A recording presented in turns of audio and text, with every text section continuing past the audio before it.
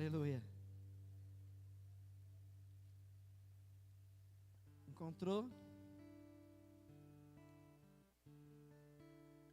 Mateus 21, 28. Sabe que tem pessoas na igreja que já comentaram por aí: ah, seu pastor parece que só tem o evangelho de Mateus, só prega em Mateus. Bom, enquanto o Espírito Santo estiver me dando mensagens em Mateus, eu vou ler Mateus, né? E quando ele mandar em João, a gente vai em João, Lucas. Embora eu faça uso de todos dos 4 evangelhos, mas muitas vezes eu inicio minhas mensagens em Mateus. E aqui não vai ser diferente, justamente por causa de uma parábola, né, em particular. No capítulo 21, no verso 28, o subtítulo diz: a parábola dos 2 filhos. Mas há um outro nome que cabe muito bem nessa parábola. Seria a parábola do arrependimento. Cai bem nessa parábola contada por Jesus. Lembrando que esses subtítulos são, né, coisas que o homem colocou para facilitar a leitura, para dar entendimento do que se vai ler, ok? Bom, e se a parábola vai falar de 2 filhos, e se eu coloquei aqui o nome, a parábola do arrependimento, então certamente a mensagem de hoje vai falar sobre o arrependimento. E a gente vai, né, passear um pouquinho pela palavra de Deus para entender melhor o arrependimento, o que ele é, o que ele significa e o porquê ele deve existir em nossas vidas, ok? E assim Jesus disse: o que acham? Havia um homem que tinha 2 filhos. Chegando ao primeiro, disse: filho, vá trabalhar hoje na minha vinha. E este respondeu: não quero. Mas depois mudou de ideia e foi. O pai chegou ao outro filho e disse a mesma coisa. E ele respondeu: sim, Senhor, mas não foi. Qual dos 2 fez a vontade do pai? O primeiro, responderam eles. Jesus lhes disse: digo-lhes a verdade, os publicanos e as prostitutas estão entrando antes de vocês no reino de Deus. Porque João veio para lhes mostrar o caminho da justiça, e vocês não creram nele. Mas os publicanos e as prostitutas creram. E mesmo depois de verem isso, vocês não se arrependeram, nem creram nele. Amém? Essa é a palavra da salvação. Você pode dizer amém? Pode tomar o seu assento. Aleluia. Vamos falar com o nosso papai? Oremos. Pai, em nome de Jesus, teu amado Filho, nosso Salvador, estamos aqui, Pai, reunidos na tua presença. Estamos aqui, Senhor, depois de um momento de oração, de um momento de leitura da tua palavra, de um momento de louvores, de testemunhos. Agora estamos aqui de ouvidos abertos, coração mais ainda, para receber a tua palavra, para receber a mensagem do teu Espírito Santo, para ministrar nossos corações. Continua hoje aqui, papai, a tua boa obra em nós. Continua a tua boa obra em cada coração presente. Trabalhe um pouquinho mais, Senhor, nos dando mais entendimento da tua palavra. Que esse entendimento não venha do homem, que a interpretação das Escrituras não seja feita pelo homem, mas o teu Espírito Santo, Pai, interprete ela para nós, para que ela testifique em nossos corações, para que haja paz em nós, Senhor, ao recebê-la, entendendo que essa é a tua palavra, essa é a verdade e essa é a tua vontade. No nome de Jesus, fala conosco, Pai. Digamos amém. Amém. Muito bem. Arrependimento, né? O que significa a palavra arrependimento? Para você, quando a gente fala arrependimento, o que logo lhe vem à mente? Para alguns é assim: caramba, eu não deveria ter ido por aquela rua, não deveria ter passado por ali, me arrependi de passar por ali. né? Não devia ter comprado esse carro. Por que eu fui comprar esse carro? Olha agora a dívida que eu adquiri, né? Então, para muitos, quando se fala em arrependimento, são essas coisas que nos lembram o arrependimento. Coisas que nós fizemos e que depois repensamos e aí dizemos, nos arrependemos. Mas seria isso o arrependimento verdadeiramente? Esse é o verdadeiro arrependimento? Sabemos o que significa o arrependimento? O arrependimento não é aquilo que Judas Iscariotes, né, sentiu no seu coração quando ele se enforcou. Ele recebeu um peso sobre a consciência de ter vendido Jesus por 30 moedas de prata. Ele teve remorso, a consciência pesou, e o seu remorso foi tão grande que ele se sentiu indigno de continuar vivo e se matou. E isso passou longe de arrependimento. Passou longe de arrependimento. Olha, no dicionário, né, uma das coisas que vai dizer lá é mudança de ideia, né? Existem algumas outras palavras lá, mas eu me atentei mais para a mudança de conduta, né? Ou seja, arrependimento é mudar de ideia, arrependimento é consertar algo que se fez errado, entende? Então arrependimento é isso, é uma mudança de direção, né? Aquele que está indo para o sul, se arrependeu de ir para o sul, deu meia volta e foi para o norte. Aquele que estava indo para o norte, se arrependeu de ir para o norte, deu meia volta e foi para o sul. Isso é arrependimento. Conversão. Ouve-se muito essa palavra, usa-se muito essa palavra no meio cristão. Conversão. Ah, você já se converteu a Cristo? Ah, nós somos convertidos a Jesus, né? Convertidos ao Evangelho. Mas temos noção do que a palavra conversão, convertido, convergir significa? Temos noção do que isso significa? Converter é mudar de direção. Conversão é mudança de direção. Entendeu? Estávamos indo por um caminho e decidimos mudar de caminho, mudar de direção. Aí nós convergimos, aí nós convertemos. Amém? Então, arrependimento é o mesmo que conversão, é mudança de direção. Estávamos indo por um caminho e depois mudamos de ideia e fomos para outro caminho. Para dar melhor entendimento a você, porque assim, nós vamos ver que arrependimento é a primeira de uma das mais importantes verdades do Novo Testamento. O arrependimento é uma das primeiras, né, coisas mais importantes, né, pregadas como verdade no Novo Testamento. E eu vou, né, em alguns textos, mostrar para você a importância da conversão, a importância do arrependimento.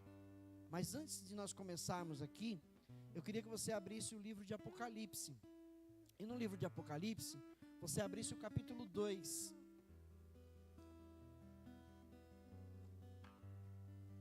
Apocalipse, no capítulo 2. Nós vimos na parábola Jesus falando de 2 filhos. O pai chegou para um deles e disse: filho, vai trabalhar na minha vinha hoje? E ele disse: pai, hoje não, hoje eu não estou afim. Só que depois ele repensou e foi. O outro filho disse: sim, eu vou, claro, pai, mas não foi. E aí Jesus perguntou, né, qual desses fez a vontade daquele pai? Eles responderam prontamente: aquele que disse que não ia, mas foi. E aí Jesus disse: responderam bem. E aí ele disse: olha, tem prostitutas e tem publicanos, né? Prostitutas na época ali de Jesus era uma, né, assim como os dias de hoje, é uma classe de mulheres desprezada pela sociedade por causa do seu ofício, vamos chamar assim, por causa da sua profissão. né, ela vende o corpo para sustento dela e às vezes de seus filhos. Então é uma profissão reprovada por Deus, não é essa a vontade de Deus, né, para a mulher com seu corpo, e a mesma coisa o homem.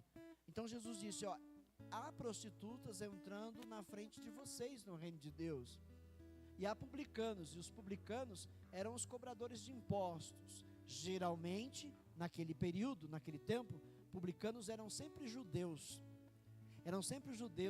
que traziam ódio de seus compatriotas, de seus conterrâneos, porque eles se vendiam para o Império Romano. Eles adquiriam essa profissão, cobrar impostos, e eles cobravam impostos, né, dos próprios conterrâneos. E cobravam impostos, muitas vezes exorbitantes, e eles eram odiados, né, pelos seus irmãos judeus, porque eram cobradores de impostos. E Jesus disse, tem publicanos entrando no reino de Deus na frente de vocês. Entenderam? Por que eles estavam entrando na frente destes? Porque estes, quando a palavra lhes era pregada, eles criam e se arrependiam. O que era o arrependimento? Eles mudavam de direção. Eles desistiam do que estavam fazendo, porque eram, né, iluminados pela palavra de Deus. Eles sentiam vergonha do que estavam fazendo, porque era algo errado, era algo pecaminoso, e eles abandonavam essas práticas e seguiam a Jesus. Prova disso é o próprio Mateus, da qual nós estamos lendo um dos evangelhos. Mateus era um publicano, cobrador de impostos, e Jesus, passando pela coletoria, olhou para Mateus, também chamado de Levi na Bíblia, e disse, siga-me. Ele se levantou, a Bíblia diz que ele abandonou o seu ofício e seguiu Jesus. Seguiu Jesus. Outro era o Zaqueu. Lembra do Zaqueu? Um homem de pequena estatura, que ouvira falar muito de Jesus, e o seu coração já cria em Jesus. E quando disseram que Jesus passaria em sua rua, uma multidão estava ali esperando para ver Jesus passar. Jesus já vinha com outra multidão, e ele pequenino, não tinha estatura, então não conseguia ver. Então ele subiu numa árvore, numa figueira brava, para olhar quando Jesus passasse. E quando Jesus passou ali, e ia passando ali, ele olhando Jesus, ele com certeza, né, na mente, aquele é Jesus, certamente é, porque estão apertando ele, estão tentando pegar, aquele é Jesus. Jesus olha para cima na árvore e diz, Zaqueu, desce daí, porque me convém hoje almoçar com você na sua casa. Aí o Zaqueu prontamente desce da figueira, leva Jesus para sua casa, prepara um banquete para Jesus e os seus discípulos. E aí então, enquanto eles estão comendo, o Zaqueu, quem era Zaqueu?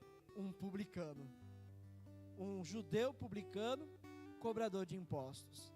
Só que ele não era qualquer publicano, ele era um publicano muito importante, porque ele era aclamado pelos romanos, porque ele era um bom cobrador de impostos, tanto que ele se enriqueceu com essa profissão, e de forma ilícita até.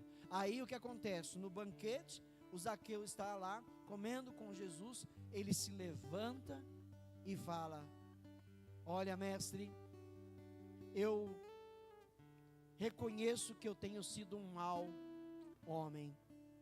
Eu estou falando com as minhas palavras o que Zaqueu disse naquele dia. Ele disse, eu tenho roubado essas pessoas, eu tenho explorado essas pessoas, mas hoje eu vou fazer o seguinte, eu vou dar metade de todos os meus ganhos para as pessoas que eu lesei. Aqueles em que eu lesei eu vou fazer melhor, eu vou dar 4 vezes mais de retorno para eles daquilo que eu tirei deles. Percebe a mudança? Percebe a mudança imediata do Zaqueu? Ele estava num caminho totalmente errado, mas quando ele está ali à frente de Jesus, quando ele olha para Jesus, quando ele ouve Jesus, ele se arrepende. O arrependimento dele é real, é verdadeiro, não é só de palavras. Ele faz exatamente o que ele disse que faria. E aí Jesus diz o quê? Hoje houve salvação nesta casa, porque aqui, né, se fez mais um filho de Abraão, creu em Jesus pela fé e abandonou a sua velha vida de pecados. Amém? O Apocalipse 2 no verso, eu vou pegar do verso 1 em diante, para a gente entender o contexto. Está dito assim: estas são as palavras daquele que tem as 7 estrelas em sua mão direita, e anda entre os 7 candelabros de ouro.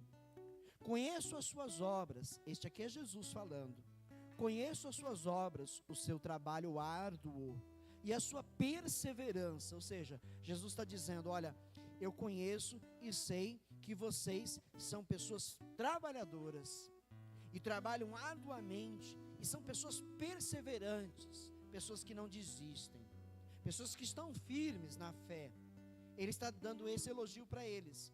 Sei que você não pode tolerar homens maus, que pôs à prova os que dizem ser apóstolos, mas não são, e descobriu que eles eram impostores. Era um povo, uma igreja fiel a Deus, e uma igreja conhecedora da verdade, que colocava à prova aqueles que se diziam ser apóstolos e não eram. E aí Jesus diz no 3, você tem perseverado e suportado os sofrimentos por causa do meu nome, e não tem desfalecido, não tem desistido. Mas aí vem algo contra, vem um contra eles, no verso 4, contra você, porém, tenho isto, você abandonou o seu primeiro amor. Lembre-se de onde caiu, e a palavra é, arrependa-se, e pratique as obras que praticava no princípio. Se não se arrepender, virei a você, e tirarei o seu candelabro do lugar dele. Mas há uma coisa em seu favor, você odeia as práticas dos nicolaítas, como eu também as odeio, práticas pagãs de idolatria. Aquele que tem ouvidos, ouça o que o Espírito diz às igrejas, ao vencedor darei o direito de comer da árvore da vida que está no paraíso de Deus.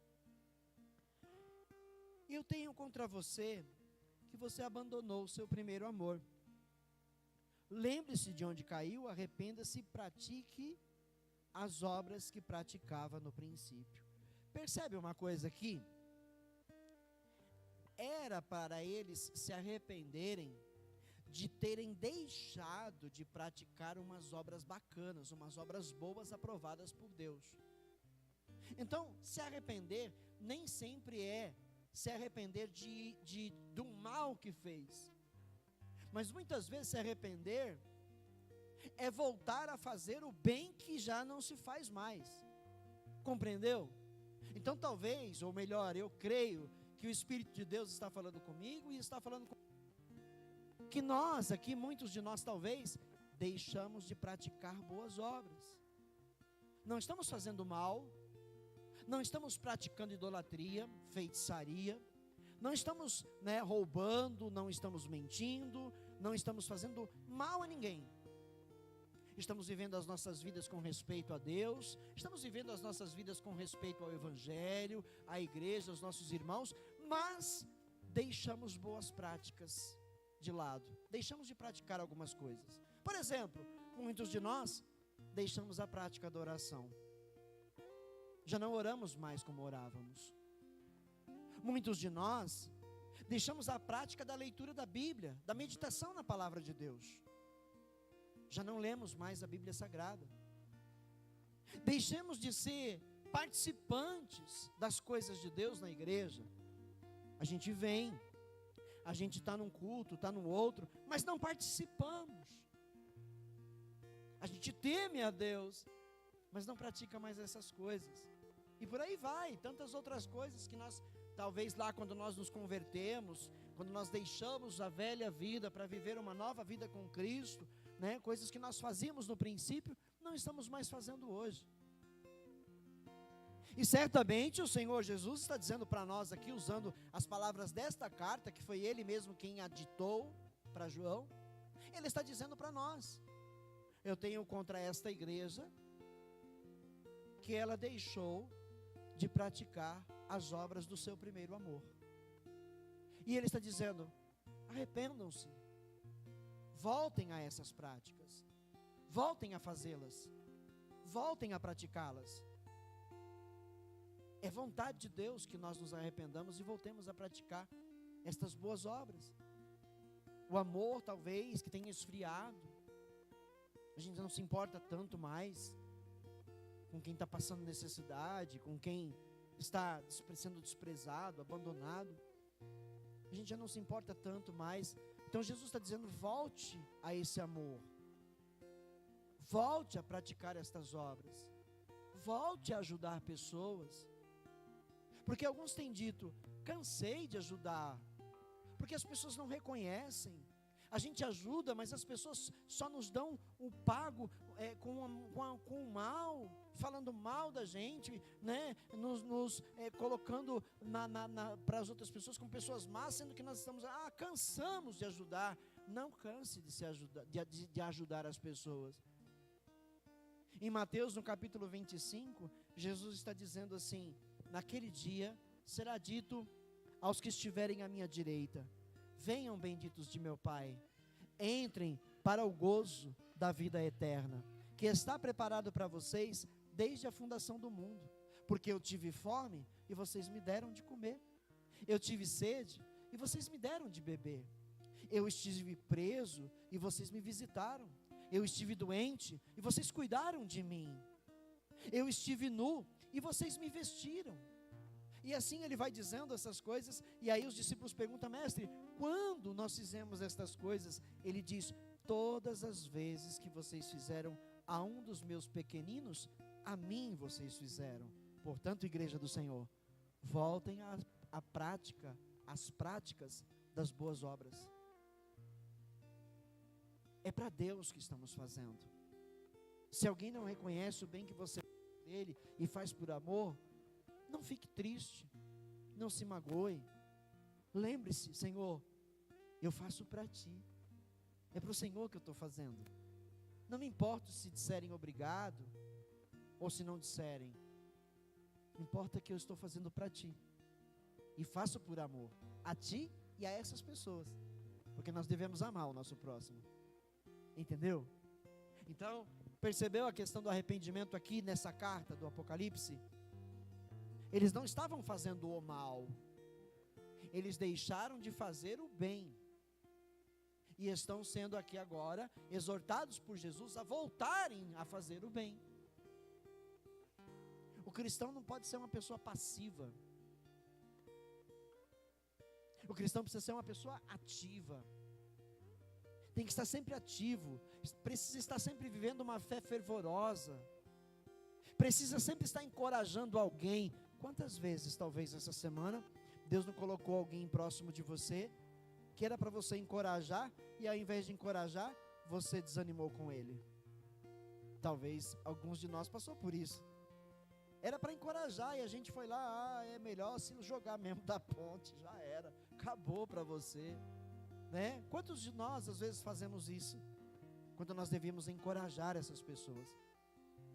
Encorajar a não desistirem, a não parar, a ir em frente. Foi como eu disse aqui, né, momentos atrás, tente de novo, não desista não. Uma hora você vai conseguir. Tente outra vez. Uma hora você vai alcançar. Não desista. Não desista. Isso faz parte da nossa vida com Deus. Motivar pessoas, incentivar pessoas a fazerem o certo, a fazerem o que é bom e lutarem por seus objetivos, desde que seja de uma forma justa e honesta. Entendeu? Muito bem. Voltando para a palavra arrependimento, viu? Arrependimento ele não é, por exemplo, não é um sentimento que pesou na consciência. Arrependimento é uma decisão a ser tomada. Arrependimento é uma decisão a ser tomada. Ou seja, o Senhor iluminou a minha vida, Ele mostrou para mim os meus acertos e os meus erros, Ele iluminou a minha vida e mostrou que eu estou errando, não onde eu estou errando, e disse para mim, se arrependa. Em outras palavras, mude de vida. Mude. Deixe de fazer isso. Isso não vai fazer bem para você. Não é isso que Deus quer para você. Então mude de ideia, arrependa-se. Volte a fazer o que é certo. caminhe por um caminho correto, para que Deus te aprove, para que Deus se alegre de você, e possa lhe conceder bênçãos, porque o Senhor não pode conceder bênçãos a quem não crê nele, a quem não muda, a quem não se arrepende. Ele não pode conceder. Ele vai conceder as bênçãos dele a quem dá crédito à sua palavra, a quem faz o que ele diz que deve ser feito, a quem lhe obedece. Não sejamos durões, isso não vai nos levar a nada. Não vai nos levar a nada, só nos prejudica. Sermos teimosos, só vai nos prejudicar. É melhor ouvir essa voz que está ecoando para dentro de nós com a palavra de Deus. É melhor ouvir essa voz e dizer para Ele: eis-me aqui, Senhor, eis-me aqui, eu vou fazer o que o Senhor está dizendo, eu me arrependo, não só em palavras, mas eu vou mostrar isso com atitudes, na minha conduta diária. Eu vou mostrar para Deus que eu me arrependi, e Ele vai se alegrar de mim, Ele vai se alegrar de você, e vai estar com você, e quando você precisar, Ele vai agir. Ele vai agir.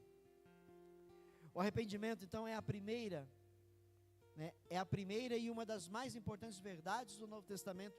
Outro texto agora, foi o teor das mensagens pregadas nos evangelhos. Começando pelo João, o Batista. Lembre-se, Batista não era o sobrenome dele, ele era chamado de Batista porque ele era o homem que batizava pessoas. Lembra? Então abre a sua Bíblia em Marcos 1:4. Marcos 1:4.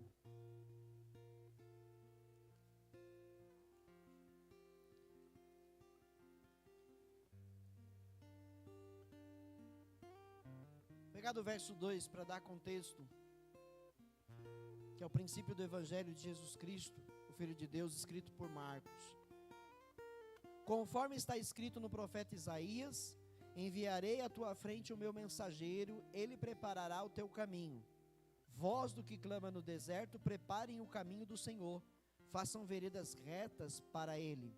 E o 4: assim surgiu João, batizando no deserto, pregando um batismo de quê? De arrependimento para o perdão dos pecados. E olha que interessante mais adiante: a ele vinha toda a região da Judeia e todo o povo de Jerusalém, confessando os seus pecados, eram batizados por ele no rio Jordão. João vestia roupas feitas de pelos de camelo, usava um cinto de couro e comia gafanhotos e mel silvestre. E esta era a sua mensagem: depois de mim vem alguém mais poderoso do que eu, tanto que não sou digno nem de curvar-me e desamarrar as correias das suas sandálias. Eu os batizo com água, mas ele os batizará com o Espírito Santo. Então olha só o início da pregação do Evangelho, da boa notícia: arrependam-se. Ou seja, abandonem o caminho mau. E a Bíblia vai dizer aqui que soldados romanos se batizaram nesses dias, judeus, né, publicanos e outras pessoas mais deram ouvidos à pregação de João sobre o arrependimento. E o arrependimento é: abandonem o mau caminho de vocês, as velhas práticas, as práticas pecaminosas, e sejam batizados. O batismo, ele selava uma nova fase para a vida das pessoas. Esse batismo nas águas era um selo que identificava uma nova vida. A partir daquele momento, uma nova vida, uma vida diferente de tudo aquilo que já se havia vivido no passado. Arrependam-se. Esse era o início. Foi o teor da mensagem de João Batista. O arrependimento também foi mencionado na primeira mensagem de Jesus. A primeira mensagem, a primeira pregação de Jesus. Olha aí também, Marcos 1, 14 e 15. Depois que João foi preso, Jesus foi para a Galileia, proclamando as boas novas de Deus. O tempo é chegado, dizia ele. O reino de Deus está próximo. Arrependam-se e creiam nas boas novas. Mudem de direção. Não vivam mais a vida segundo os seus velhos costumes. Vivam uma nova vida. Paulo escreveu: aquele que está em Cristo Jesus é uma nova criatura. As coisas velhas passaram, coisas novas se fazem agora. Então é uma mudança total. É uma mudança radical. Que muitas vezes, eu sei, na vida de pessoas que vão a Cristo, às vezes não é assim, no estalar de dedos, mas vão a Cristo, creia em Cristo, e a palavra vai sendo pregada, e passo a passo as pessoas vão abandonando sua velha vida. Passo a passo, no que vão ouvindo da palavra de Deus, no que o Espírito Santo vai falando ao seu coração, vão mudando, vão abandonando a velha vida. Isso chama-se conversão. Isso chama-se arrependimento. Amém? Jesus enviou os seus discípulos a pregar. E o que foi que eles pregaram? Olha Marcos 6, verso 12. Marcos 6, verso 12.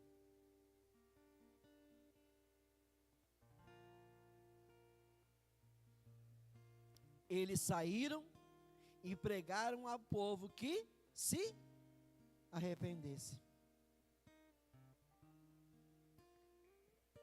Não tem entrada no reino de Deus, não há entrada livre no reino de Deus sem o arrependimento. Arrependam-se, porque já vos é chegado o reino de Deus. Então, para entrar no reino de Deus, é necessário mudança de vida. E para mudar de vida, precisamos de Deus nos ajudando.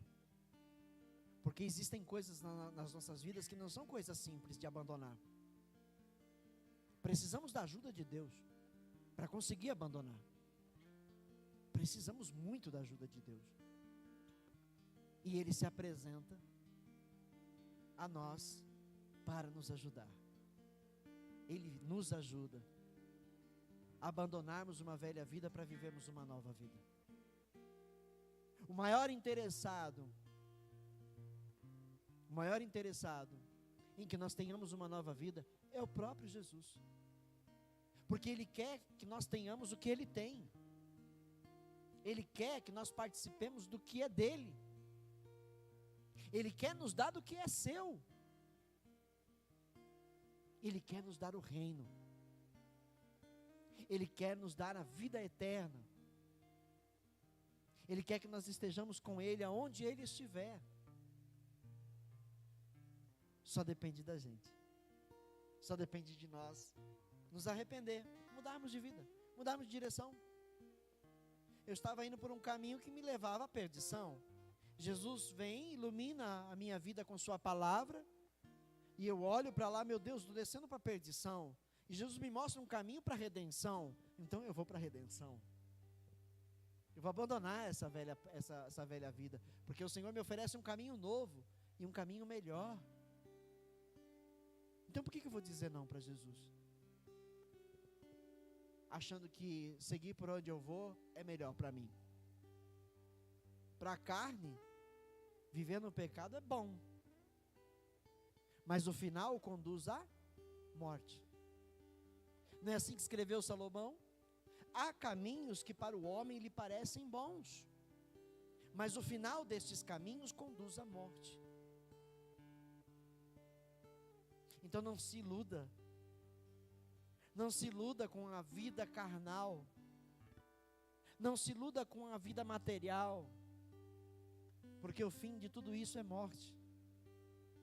Mas a vida que Cristo nos dá é vida abundante. É vida para sempre. É vida eterna. contanto que nós nos arrependamos. Examinando o livro de Atos também, que é quando a igreja é iniciada, que a igreja se inicia em Atos dos Apóstolos. Atos pode ser também chamado Atos da igreja. Pode ser chamado também Atos do Espírito Santo. E não só Atos dos Apóstolos. Então em Atos, no capítulo 2, vamos lá comigo? Atos no capítulo 2, no verso 38. O verso 38, Paulo acabara de pregar um sermão, o primeiro sermão pregado para a igreja primitiva. Ele, no 38, vou pegar na verdade o 37. Quando ouviram isso? Quando ouviram a mensagem do Evangelho. Quando aquele povo ouviu as palavras que Pedro lhes pregou, inspirado pelo Espírito Santo, ficaram aflitos em seu coração e perguntaram a Pedro e aos outros apóstolos: irmãos, que faremos? Que faremos? Ou seja, estes homens, eles foram impactados pela palavra de Deus. Eles foram impactados pela pregação de Pedro. O Espírito Santo tocou o coração de cada um deles. E eles ficaram aflitos. Ou seja, se encontraram em pecado, numa vida de pecado. E aí eles perguntam: que faremos? Que faremos? Pedro respondeu, verso 38: arrependam-se, e cada um de vocês seja batizado em nome de Jesus Cristo, para perdão dos seus pecados, e receberão o dom do Espírito Santo. E ele diz mais: pois a promessa é para vocês, para os seus filhos e para todos os que estão longe, para todos quantos o Senhor, o nosso Deus, chamar. Ou seja, para todos nós. A bênção da vida eterna é para todos nós. E qual é a verdade pregada do Evangelho para nós sermos possuidores da vida eterna? Arrependam-se e creiam no Evangelho, creiam em Jesus. Abandonem, ou seja, é abandono da velha vida, abandono da velha vida. É aqui o ponto, igreja. Aqui é um ponto crucial das Escrituras Sagradas. A Bíblia não prega uma religião, ela prega o caminho para a salvação. Entendeu? Ela não está pregando uma religião, ela está pregando o caminho para a salvação. Então é aqui o ponto crucial: abandone a sua velha vida para receber o novo de Deus, a nova vida que Cristo dá. Amém? Como eu disse, não é difícil abandonar muita coisa. Ou melhor, não é fácil abandonar muita coisa. Porque, por exemplo, falar de mim um pouquinho. Eu nasci numa família católica espírita. Eu fui criado católico espírita. E até os meus 28 anos de idade, assim foi a minha vida. Eu fui um católico praticante. Eu praticava, eu trabalhava mesmo na igreja. Eu só não fui coroinha. Mas eu trabalhava na igreja. Eu ia em centro espírita. Porque minha mãe frequentou muito tempo, meu pai frequentou muito tempo, tanto a igreja católica quanto o espiritismo. Entenderam? E eu fui ensinado nesse caminho. Então eu estava enraizado nesse caminho. As minhas tradições estavam todas enraizadas nesses dois caminhos. Então não foi uma coisa simples. Não foi uma coisa tão simples. Na minha família, a primeira pessoa que mudou de caminho, de direção, que se converteu, que aceitou a Cristo como seu Senhor, foi minha mãe. E para mim aquilo foi um choque, foi um tremendo choque, pois eu não queria aceitar aquilo, porque a visão que eu tinha da igreja evangélica, a visão que eu tinha dos crentes, era uma visão deturpada, era uma visão criada por outros, e enfiados na minha mente, entendeu? E sempre acreditei piamente nos ensinos da igreja católica, porque fui ensinado assim. Mas aos meus 28 anos de idade, Jesus disse: hora de mudar, hora de conhecer a verdade, porque eu sempre criei em Deus, toda a minha vida eu sempre criei em Deus, eu sempre fui temente a Deus, mas eu vivia nos enganos, nos ensinos humanos.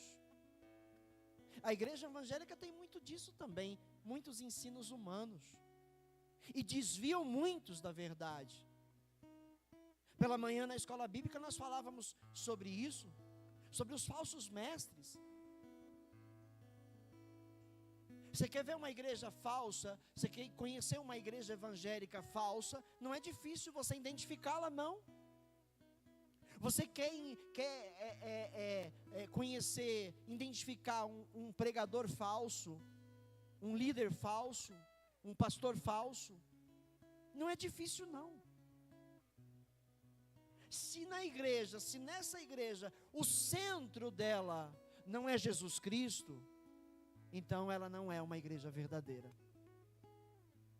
Se o centro dela é o homem, então ela não é uma igreja verdadeira. Ela não é uma igreja que prega a verdade, porque Jesus não é o centro. Então não é difícil identificar. Não é difícil identificar.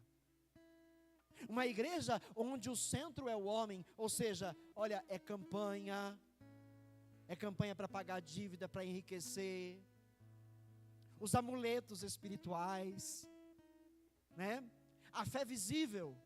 Olha, eu ungi esse relógio digital aqui, e eu vou pôr um cronômetro aqui agora, e vou deixar aqui, quando bater 24 horas, você que levar esse relógio digital para sua casa hoje, quando bater 24 horas, você vai ter a sua vida totalmente mudada, tudo que estava dando errado vai dar certo, suas dívidas vão ser pagas, mas tem um porém, há uma condição, 24 horas, R$2.400 precisam ser pagos dentro dessas 24 horas aqui, em oferta ao altar do Senhor, para Jesus te abençoar.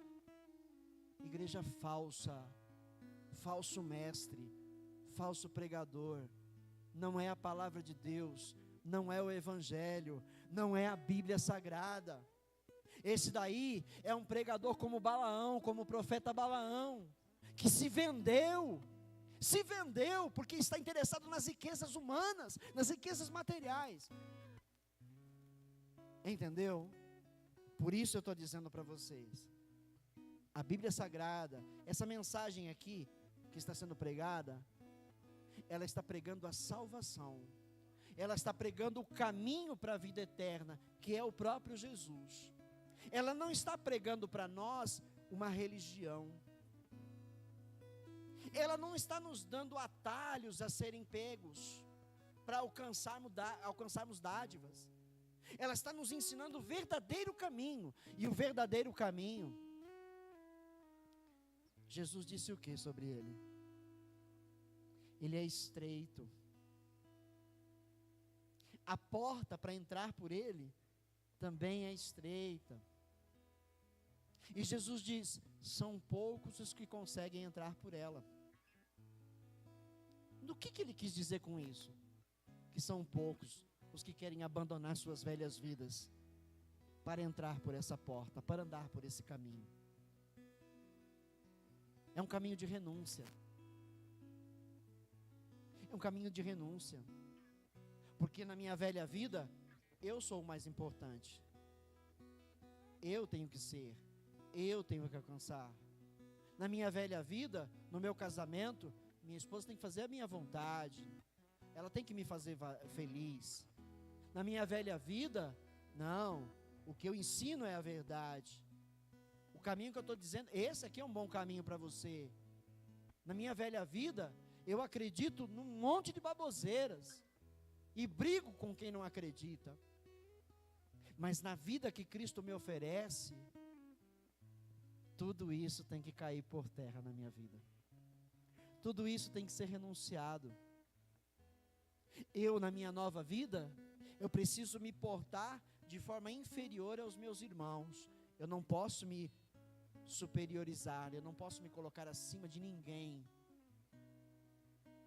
Para eu não me exaltar, é melhor que eu me inferiorize, é melhor que eu me coloque abaixo de meus irmãos, para que o ego não volte a crescer dentro de mim e me fazer errar outra vez.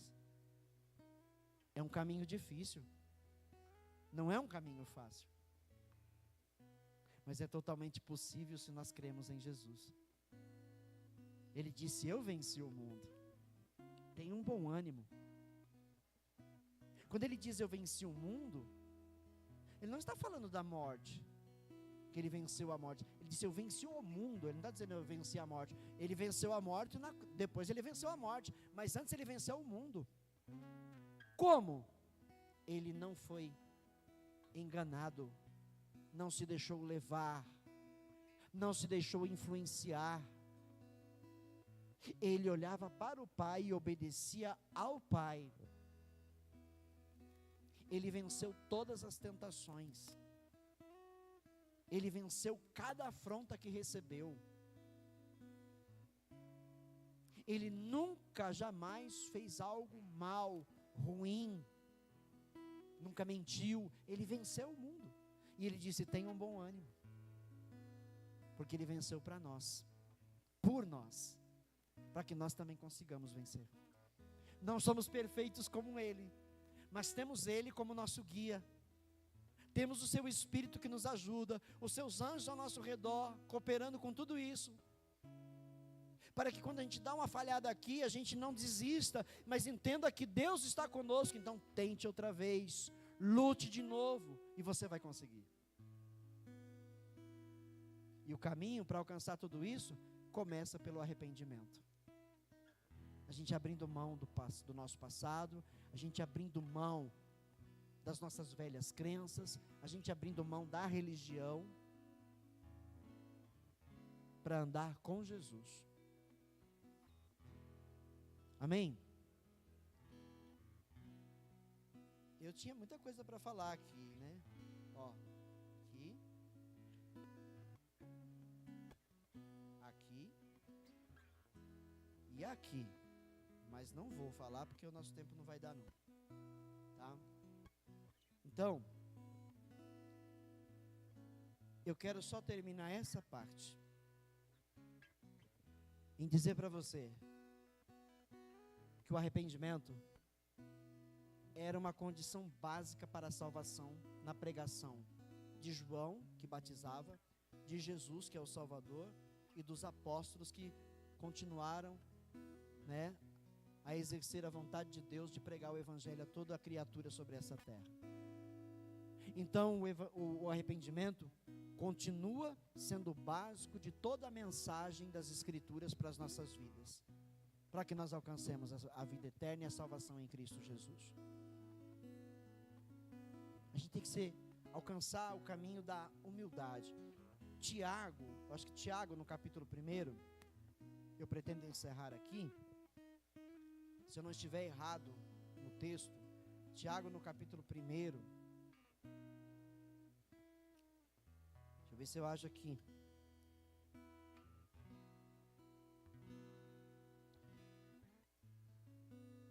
verso 2 em diante.